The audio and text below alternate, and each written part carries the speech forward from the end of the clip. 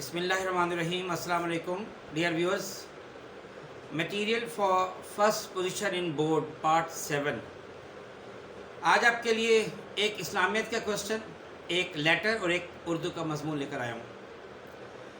इस्लामियत का टॉपिक है कुरान मजीद के फ़ज़ाइल। अगर आप टेक्स्ट बुक उठा के देखें, आप की बुक उठा के देखें, वहाँ कुरान पाक के जो फ़ज़ाइल लिखे हैं वो बहुत ज़्यादा डिटेल में नहीं हैं, और वो चीज़ें जो मैं समझता हूँ कि बताने वाली हैं वो नहीं बताई हुई वहाँ पे। आज आपको वही बता रहा हूँ ताकि आप लोगों का बहुत ज़्यादा फ़ायदा हो। देखिए, इसकी पहली फजीलत ये कि कुरान पाक सच्ची किताब है। अब आपने इसको प्रूव करना है ना कि ये सच्ची किताब है। मसलन कुरान मजीद में अब मैं कुछ मिसालें देने लगा हूँ जो साबित करेगी कि कुरान पाक सच्ची किताब है। कुरान मजीद में कि हमने फ़िरौन की लाश को तुम्हारे लिए इबरत बना दिया। अब फ़िरौन की लाश तो तब तक दरियाफ्ती ना हुई थी। फ़िरौन की लाश 1898 में तकरीबन दरियाफ्त हुई है। इसका मतलब सच हो गई ना बात। आप बिग बैंग थ्योरी है, उसके बारे में कुरान मजीद ने 1400 साल पहले बताया। साइंसदानों ने अब जाके कंफर्म किया कि वाकई बिग बैंग हुआ था। कुरान मजीद में अबू लहब के जहन्नमी होने का जिक्र है। अब देखिए, आप ये गौर करें कि अबू लहब इस सूरत लहब जो है ना, तब्बत यदा बिलहब वतब जो सूरत है, इसके नाजिल होने के 10 साल बाद तक ज़िंदा रहा, लेकिन वो मुसलमान नहीं हुआ क्योंकि अल्लाह का फैसला था। तो कुरान मजीद सच्ची किताब है ना। कुरान मजीद ने ये कहा कि आसमान पहले धुआं था। अब साइंसदानों ने भी ये बात मान ली है कि कायनात बनने से पहले यहाँ पे सिर्फ गैस ही गैस यानी धुआं था। कुरान मजीद में कायनात के फैलने का जिक्र है, तो साइंसदानों ने अभी से साबित किया कि बाकी कायनात फैल रही है। साइंस कहती है कि तमाम सितारे सैयारे अपने अपने मदार में घूम रहे हैं। कुरान मजीद में भी ये लिखा हुआ है कि सब एक फलक में तैर रहे हैं। साइंस कहती है कि जानदार सबसे पहले प्रोटोप्लाज्म से पैदा हुए थे। अब कुरान भी यही कहता है कि हमने हर जिंदा शय को पानी से पैदा किया। कुरान मजीद ये कहता है कि इंसानों, हैवानों और पौधों के भी जोड़े हैं। अब जाके साइंस ने साबित किया कि इन सब चीज़ों के वाकई जोड़े हैं। तो गोया कुरान मजीद सच्ची किताब है, इसको हर कोई मान रहा है। अब फिर हकीकी कामयाबी की ज़मानत है कुरान पाक, इसमें कोई शक नहीं।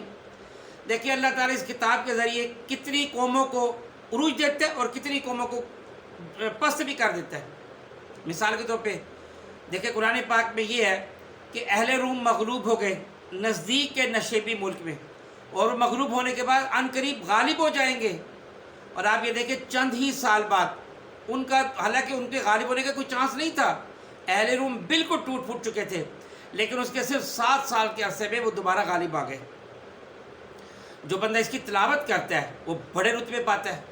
अगर आप रात सोने से पहले सूरह मुल्क की तिजारत करेंगे, सूरह हामिम सजदा की तिलावत करेंगे, तो क़यामत में उसकी बख्शिश हो जाएगी।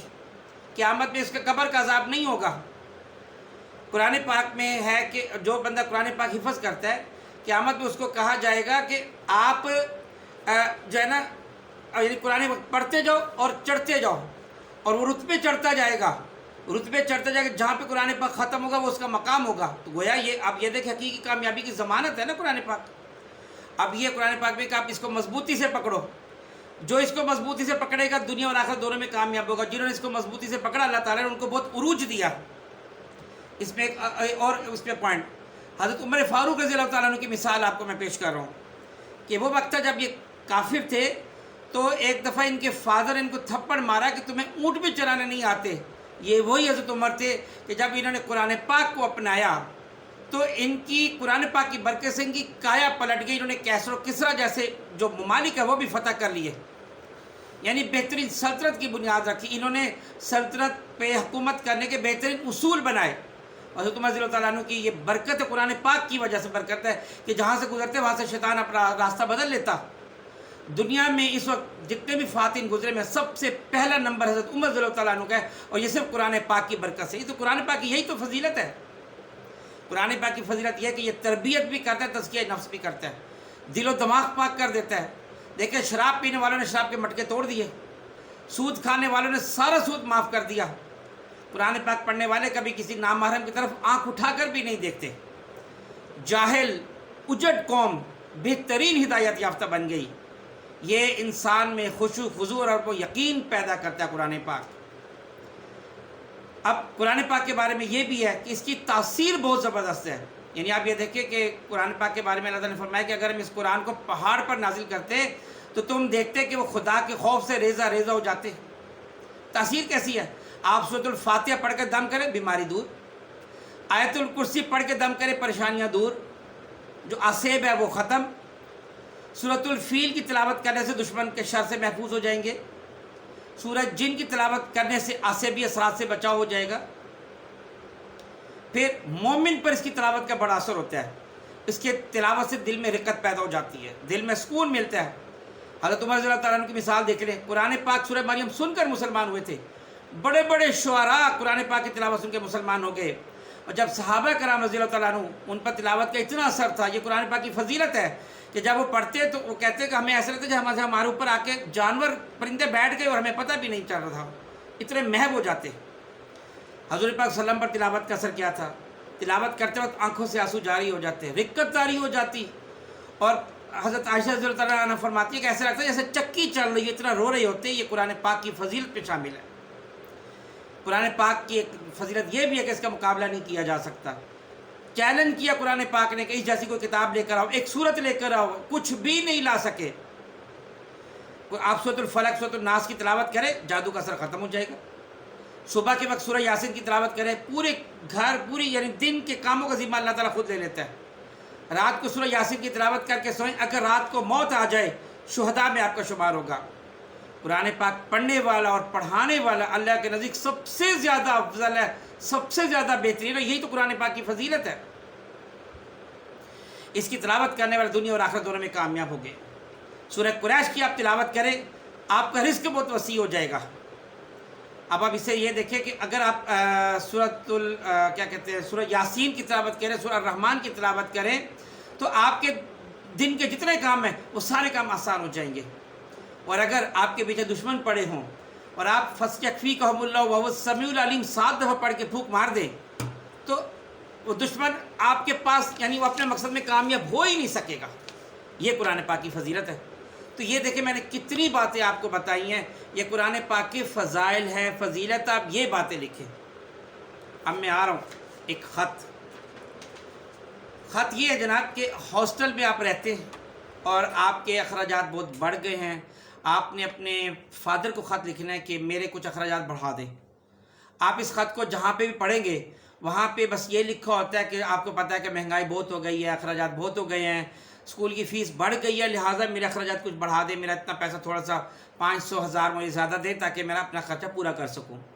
یہ تو عام لکھا ہوتا ہے، ہر جگہ لکھا ہوتا ہے۔ اب میں آپ کو بتا رہا ہوں، جب آپ یہ لیٹر لکھیں گے آپ اس میں ڈیٹیل لکھیں گے۔ آپ لکھیں گے کہ ابا جان آپ کو پتہ ہے کہ ہمارے یہ جو ابتدائی الفاظ ہے وہ سارا لکھنے کے بعد میں کیا کر رہی ہے، جو مڈل میں جو ہمارا مین ہوتا سورس ہے وہ ہمارا، اس کی بات کر رہا ہوں میں آپ کو، کہ دودھ والا پہلے 80 روپے کلو دودھ دیتا تھا، ابھی وہ 120 روپے کلو دے رہا ہے۔ دھوبی جو واشر مین ہے وہ پہلے مجھ سے 1000 لیتا تھا ایک مہینے کا، اب مجھے 1500 وہ لے رہا ہے۔ جب میں کھانے کے جو میں ہاسٹل کے پیسے دے رہا ہوں میس والوں کو، وہ پہلے 4000 تھے، اب وہ 5000 اس نے کر دیے ہیں۔ وہ کہہ رہا جی مہنگائی بہت ہو گئی ہے۔ میرے بجلی کا جو بل ہے ماہانہ پہلے 1500 فکس تھا، ابھی انہوں نے 2000 فکس کر دیا میرا۔ گیس کے لیے میرے سے 100 چارج کرتے تھے، ابھی وہ 150 چارج کر رہے ہیں۔ سویپر کے بھی پیسے پہلے 500 تھے، ابھی 1000 ہو گئے ہیں، ایک دم پیسے بڑھ گئے، اتنے زیادہ بڑھ گئے ہیں۔ اسکول کی فیس بھی 4000 سے بڑھ کے 5000 ہو گئی ہے۔ ایگزام فی بھی بڑھ گئی ہے، پہلے 200 تھی اب 400 ہو گئی ہے۔ تو بجن آپ یہ دیکھیں اتنے زیادہ اخراجات میرے بڑھ گئے ہیں۔ پہلے میرا پورا جو خرچہ مہینے کا نا وہ 11380 روپیز بنتا تھا، اور ابھی میرا اس کی وجہ سے خرچہ جو ہے وہ تقریباً 15000 میرا جو تقریباً ہو گیا۔ تو بجن میری آپ سے ریکویسٹ ہے کہ میرا اخراجات جو ہے نا، میرا جو اماؤنٹ ہے وہ بڑھائی جائے۔ جب آپ اس طریقے سے ڈیٹیل میں اپنے ابا جان کو خط لکھیں گے آپ کے پیسے ضرور بڑھ جائیں گے اور خط میں بھی جان پڑ جائے گی۔ اب میں آ رہا ہوں ایک مضمون اردو کا، پانی کا استعمال۔ دیکھیں آپ جہاں پہ بھی پانی کا مضمون پڑھیں گے وہاں لکھا ہوگا پانی کا فارمولہ لکھا ہوگا، یہ لکھا ہوگا کہ کم سے کم استعمال کریں، بہتر ہے 1 لوٹا پانی سے صرف وضو کریں۔ پانی کے فوائد لکھے ہوں گے، ہاضمہ درست ہو جاتا ہے، دوران خون درست ہو جاتا ہے، اگر پانی کم ہو تو جس میں پانی کی کمی ہونے سے انسان کو نقصان ہو سکتا ہے، انسان مر بھی سکتا ہے، وغیرہ وغیرہ۔ آپ نے کیا لکھنا ہے جو ایکسٹرا اس سے ہٹ کے، وہ میں بتانے لگا ہوں، آپ کو بہت اچھا لگے گا۔ آپ نے لکھنا ہے کہ دنیا میں جو پانی ہے وہ سارا ایک ہی دفعہ اللہ نے پیدا کر دیا، اللہ تعالیٰ بار بار پیدا نہیں کر رہا۔ پانی جو ہم نے استعمال کرنے کو حکم ہے کہ پانی کم استعمال کرے، کیوں؟ یہ ریزن آپ نے بتانی ہے۔ ریزن یہ ہے کہ زمین کی لیئرز ہیں، وہ جو لیئرز ہیں وہ پانی پیوریفائی کرتی ہیں۔ جب آپ پانی بہت زیادہ استعمال کرو گے تو پانی ابھی اچھی طرح پیوریفائی ہونے میں کچھ ٹائم لگتا ہے، ایک ڈیوریشن ہے، ابھی وہ پیوریفائی ہوا نہیں ہوتا تو آپ استعمال کریں تو کیونکہ آپ پانی ضائع کر رہے ہو دنیا میں بہت زیادہ۔ آپ واش روم جاتے ہو، نہانے جاتے ہو تو کتنا ہی پانی آپ گھنٹہ گھنٹہ آپ کی ٹوٹی جب آن رہتی ہے۔ تو اس کے علاوہ پھر آپ جو پلاسٹک بیگ ہے، یہ زمین کے جو پورز ہیں اس کو بند کر دیتے ہیں، یہ بھی ان چیزوں سے نقصان ہو رہا ہے۔ پھر آپ یہ جب چیزیں جلاتے ہیں خام خواہ والی، جس میں دھواں خام خواہ پیدا ہوتا ہے، جیسے ڈیزل والی گاڑیاں ہیں، یا پلاسٹک بیگ کو بھی آپ جلاتے ہیں تو اس سے CO2 پیدا ہوتی ہے۔ کارخانے بھی CO2 بھی پیدا کرتے ہیں، CO بھی پیدا کرتے ہیں، کاربن مونو آکسائڈ بھی پیدا کرتے ہیں۔ اور یہ جو گیسیں ہیں یہ انسان کی ریسپریٹری سسٹم کے لیے بھی نقصان دہ ہیں۔ اللہ تعالیٰ نے پھر آپ نے یہ بھی بتایا کہ واٹر سائیکل دنیا میں اللہ نے بنایا ہے کہ پانی کا ایک چکر چلا دیا ہے۔ پانی جتنا بھی ہے ایک ہی دفعہ پیدا ہو گیا، اب پانی پہلے بھاپ بن کے آسمان پہ جاتا ہے، وہاں سے بارش کی صورت میں نیچے برستا ہے۔ کچھ پانی پودوں کو ملا، جو پودوں کو پانی ملتا ہے وہ پودوں کے اندر پھلوں میں آ جاتا ہے، وہ پھل ہم کھاتے ہیں، پانی یورین کی شکل میں خارج ہوتا ہے، پھر زمین میں چلا جاتا ہے، زمین اس کو پھر پیوریفائی کرتی ہے۔ اس طرح کچھ پانی ایسا ہے جو کہیں استعمال نہیں ہوتا، وہ آگے چلتا جاتا ہے کہ سمندر میں جا کے گرتا ہے، سمندر سے پھر آسمان پہ چلا جاتا ہے، وغیرہ وغیرہ۔ یہ پورا واٹر سائیکل آپ نے بتانا ہے جس کے پانی کی ڈیٹیل آ جائے گی۔ پھر آپ اس میں یہ بتانا ہے کہ اگر جسم میں 1% پانی کی کمی ہو جائے تو انسان کو پیاس لگتی ہے، اور اگر 10% پانی کی کمی ہو جائے نا تو انسان کی موت واقع ہو جاتی ہے۔ آپ نے اس میں یہ بتانا ہے کہ مستقبل کی تمام جنگیں پانی کی وجہ سے ہوں گی۔ آپ یہی دیکھ لیں کہ انڈیا جب پانی کی کمی ہوتی ہے، انڈیا ہمارا پانی روک لیتا ہے، وہ اپنا پانی یوز کرنے لگ جاتا ہے ہمارے اوپر، وہ اتنے اس نے ہمارے پانی پہ باندھ دیے، ڈیم بنائے ہوئے ہیں۔ اور جب پانی زیادہ ہوتا ہے، سیلاب آتا ہے تو پانی ہماری طرف چھوڑ دیتا ہے تاکہ سیلاب ہمارے پاس آئے۔ تو ظاہر ہے اس بات پہ کبھی نہ کبھی جنگ تو ہو سکتی ہے کیونکہ ہمیں بھی جینا ہے۔ پھر آپ نے اس میں یہ بتانا ہے کہ جو پانی ہے یہ جسم کا جو ٹیمپریچر ہے اس کو معتدل رکھتا ہے، ماڈریٹ رکھتا ہے، اور اس کی وجہ سے زمین کا ٹیمپریچر بھی ماڈریٹ رہتا ہے۔ پھر آپ نے یہ بتانا ہے کہ جو بارش ہے اس کا پانی پودوں کے لیے فائدہ مند کیوں ہے۔ وجہ یہ ہے، بات یہ نہیں کہ یہ پانی ہے، وجہ یہ ہے کہ جب بارش برستی ہے نا، ہماری ہوا میں آپ کو پتہ ہے کہ 78% نائٹروجن ہے، تو نائٹروجن کو بھی ساتھ لاتی ہے، اور نائٹروجن کیا ہے؟ کھاد ہے، مینیور ہے۔ تو جب بارش آتی ہے تو وہ نائٹروجن ساتھ آتی ہے، زمین کے اندر نائٹروجن جب جائے گی تو وہ نائٹروجن پودوں میں آ جاتی ہے، جس کے پودوں کو کھاد مل جاتی ہے، پودے پھل پھولتے ہیں، گرو کرتے ہیں بہت تیزی سے۔ اور پانی نہ ہو تو سستی بجلی پیدا کرنا مشکل ہو جائے۔ آپ کو میں بتاؤں، بڑی حیرت کی بات بتاؤں، ایک جینز کی پینٹ بنانے میں کئی 100 لیٹر پانی استعمال ہوتا ہے، اور اس وقت دنیا کا اندازہ ہے کہ 2040 تک جو پانی کی ڈیمانڈ ہے وہ موجودہ ڈیمانڈ سے 40% بڑھ جائے گی۔ اور اگر ہم نے پانی کی ریسائیکلنگ نہ کی، پانی کو خام خواہ استعمال کرتے رہے، تو لازمی طور پر اس کا پھر کیا ہوگا کہ ہمیں نقصان ہونا شروع ہو جائے گا، پانی ہمیں صاف نہیں ملے گا۔ اگر ہم پانی کی ریسائیکلنگ کریں گے تو پانی کی ہماری ڈیمانڈ 50% کم ہو جائے گی۔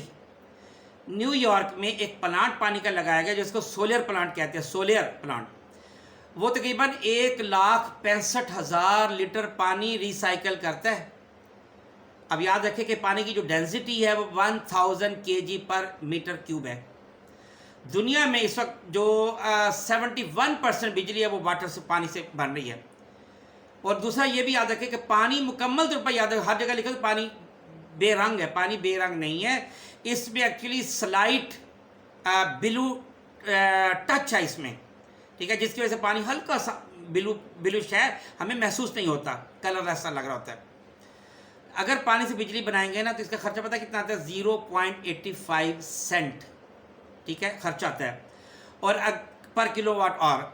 اور اگر ہم یہ نیوکلیر سے بنائیں تو نیوکلیر کا خرچ اس سے 50% ایکسٹرا ہو جائے گا، اور اگر ہم اس کو فوسل فیول سے بنائیں گے تو 40% ایکسٹرا ہو جائے گا۔ اگر ہم گیس سے بنائیں گے بجلی تو 25% اس سے زیادہ خرچ آئے گا۔ اس لیے پانی کا خرچ سے آپ بجلی بنائیں سب سے کم خرچ آتا ہے۔ پانی کی جو شفافیت ہے یہ اس کے کلاؤڈی اپیئرنس کی وجہ سے رہتی ہے۔ مالدیپ اور فلوریڈا، ان دو کا پانی دنیا میں کرسٹل کلیئر ہے، اس کی وجہ کہ وہاں پہ سفید ریت بھی ہے اور وہاں پہ بریلینٹ سن شائن ہے، وہاں پہ سورج کی روشنی بہت اچھی شاندار ملتی ہے۔ کریبین سمندر کا پانی بہت بلو ہے، اس کی وجہ کہ وہاں پہ جو پلینکٹن ہے اس کی چھوٹی سی ہلکی سی پریزنس ہے۔ نیو گینیا یوگنڈا، ایتھوپیا، صومالیہ اور انگولا، یہ 5 ایسے ملک ہیں جن کا پانی بہت ڈرٹی ہے، وہاں کے لوگوں کو صاف پانی میسر نہیں ہے۔ تو دیکھیں یہ کتنی اچھی انفارمیشن آپ کو میں نے پانی کے بارے میں مہیا کی ہے۔ یہ جو انفارمیشن ہے یہ آپ اپنے مضمون میں بھی یوز کر سکتے ہو، یہ انفارمیشن جب کوئی کویشچن آتا ہے پانی کے متعلق اس میں بھی آپ یوز کر سکتے ہیں۔ امید ہو یہ جو میں نے سیریز چلائی ہوئی ہے یہ آپ کو بہت اچھی لگے گی۔ میری آپ سب سے اگین ریکویسٹ ہے کہ کائنڈلی اپنے کامنٹ سے ضرور مجھے نوازا کریں، مجھے بہت اچھا لگتا ہے تاکہ مجھے نئے نئے آئیڈیاز اس میں مجھے مل جاتے ہیں۔ تھینک یو، بہت شکریہ۔ السلام علیکم ورحمۃ اللہ وبرکاتہ۔